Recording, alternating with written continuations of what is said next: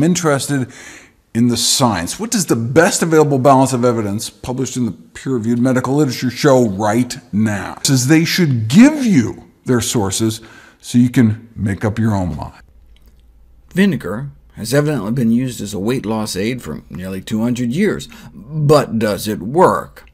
Well, like hot sauce, it can be a nearly calorie-free way to flavor foods, and there's all sorts of tasty exotic vinegars out there now, like fig, peach, and pomegranate to choose from. But the question is there something special about vinegar that helps with weight loss? Vinegar is defined simply as a dilute solution of acetic acid, which takes energy for our body to metabolize, activating an enzyme called AMPK, which is like our body's fuel gauge. If it senses that we're low, it amps up energy production, tells the body to stop storing fat and start burning fat.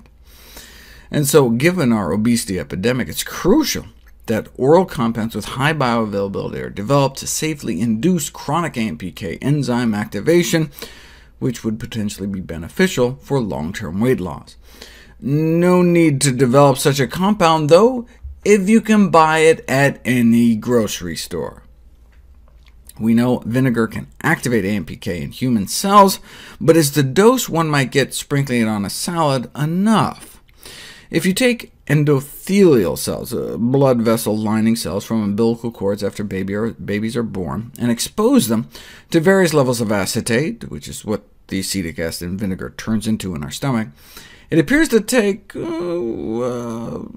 concentration of at least 100 to get a really significant boost in AMPK. So how much acetate do you get in your bloodstream sprinkling about a tablespoon of vinegar on your salad? You do it 100, but only for about 15 minutes. And even at that concentration, 10 or 20 minutes exposure doesn't seem to do much. Now, granted, this is in a petri dish, but we didn't have any clinical studies until we did.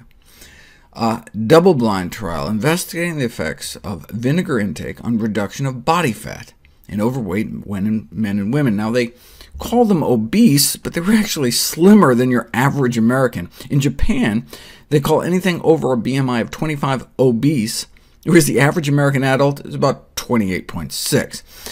But anyway, they took about 150 overweight individuals and randomly split them into one of three groups: a high-dose vinegar group, where they drank a beverage containing 2 tablespoons of apple cider vinegar a day; a low-dose group, where they drank a beverage containing only 1 tablespoon of apple cider vinegar a day; and a placebo control group, where they had them drink an acidic beverage they developed to taste the same as a vinegar drink, but using a different kind of acid, so there was no acetic acid.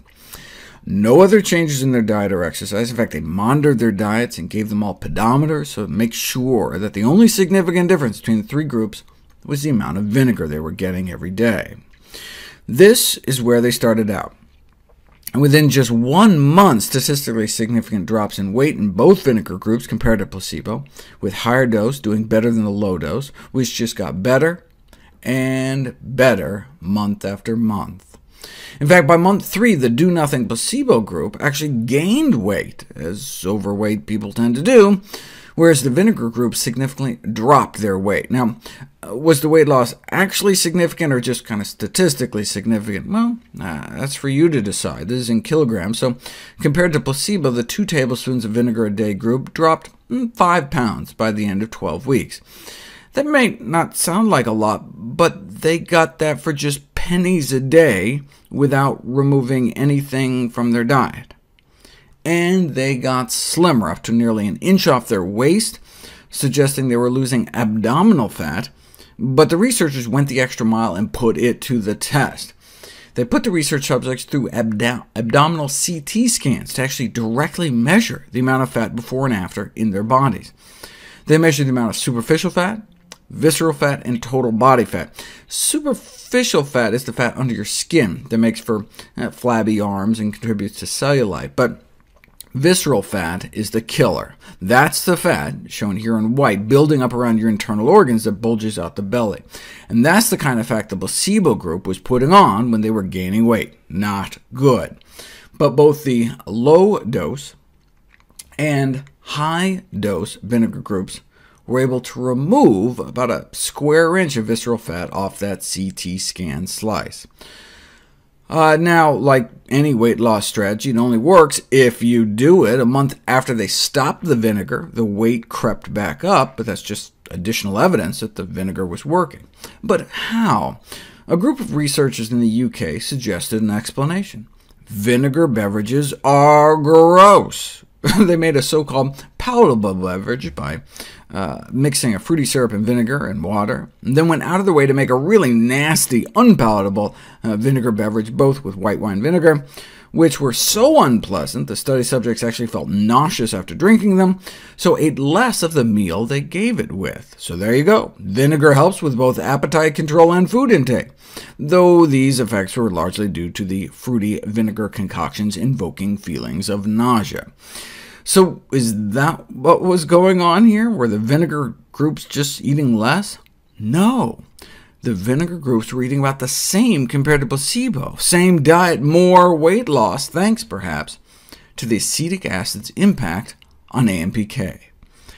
Now, the CT scans make this a very expensive study, so I was not surprised it was funded by a company that sells vinegars, which is good, since otherwise we wouldn't have these amazing data, but is also bad, because it always leaves you wondering if the funding source somehow manipulated the results.